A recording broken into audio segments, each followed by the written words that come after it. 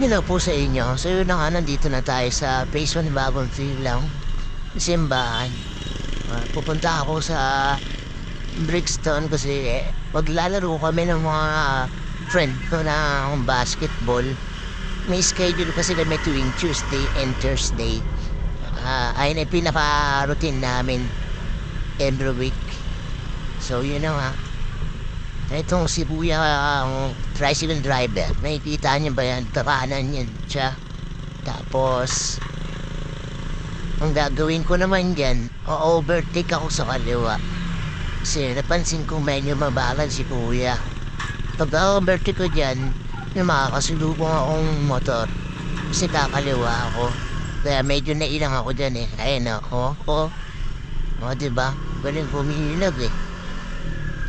Chill ride lang naman ang biyahe natin dito kasi di naman tayo nagmamadali. Medyo maaga pa naman para sa lalaroan natin. Mga alas 6 pa naman yan magsisimula hanggang alas 8 ng gabi.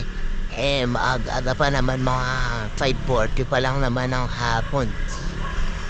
Anyway, kafano na tayo dito pupuntang Barugurog kasi sarado pa yung tuloy ng bagong silam.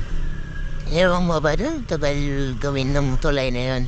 Siguro pulido. Kasi bago gawin yung tulay na yan, alam yung tulay na nagbaba sa ibabaw eh.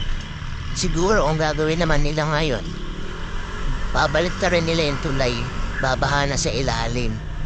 Wala lang, may masabi lang. Anyway, mabalik na tayo dito sa biyahe natin. Medyo maliwanag pa. Hindi naman tayo nagmamadali dito, kaya dahan-dahan lang tayo. Pagdating dito sa kanto, kakaliwa na tayo. Pansin niyo, may makikita kayong NMAX na pula dyan, mga kasulubong ko.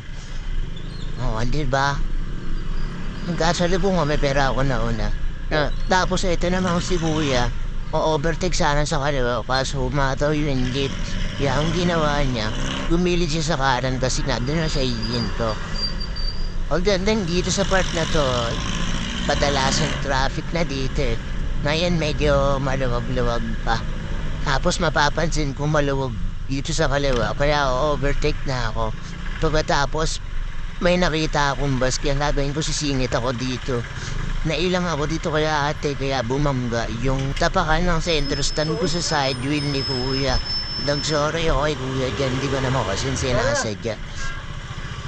Hindi naman malakas pagpakabangga ako, kaya okay lang yung kay Kuya. Buti mabait si Kuya, nagbabay na ako sa kanya. Humingi din ako ng sorry sa kanya doon. Yan na nga, move na tayo. Kakaliwa na tayo dito sa Barugurog. Nakikita niyo to si Kuya naka-orange. Di ba alam kung orange ba yan o red? Basta pag nakita niyo na lang. Wala lang, inaantay lang namin si Kuya Traffic Enforcer na nagkomando. Ayun, ang galing niya kumawaya. Stop and go. So, diretso na tayo. Si Kuya naka-signal light para sa kalawa. Kaya gagawin ko dito, overtake ako sa kanan niya. Tapos nakita niya yung tricycle na yan, lalampasan ko yan. Nagbigay siya ng way dun sa isang tricycle pa kanan. Ito na, ayan, no, diba? Napaka-smooth lang. Chill ride lang tayo. Siguro pag napadaan kayo dito ng rush hour, aabutin kayo ng siyam kasi napaka-traffic talaga dito. Matutusin medyo maluwag pa nga kasi ayos na kasi yung daanan din sa phase 5 wide. Nakikita niyo ba yan si Kuya ang nakabike? Wala lang. Mapapahinto kami lang kasi may jeep sa harapan namin, maraming sasakay.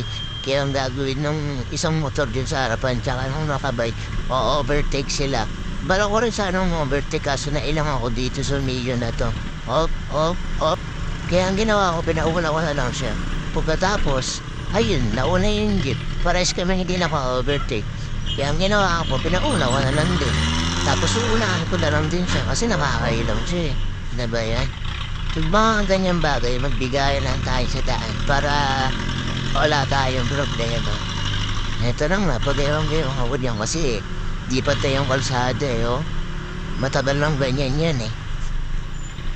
Kung umabot ka hanggang dito, ibig sabihin, nalilibang kang panoorin yung video ko kahit alam mong sinasayang ko lang ang oras mo. Total, nandito ka rin lang naman.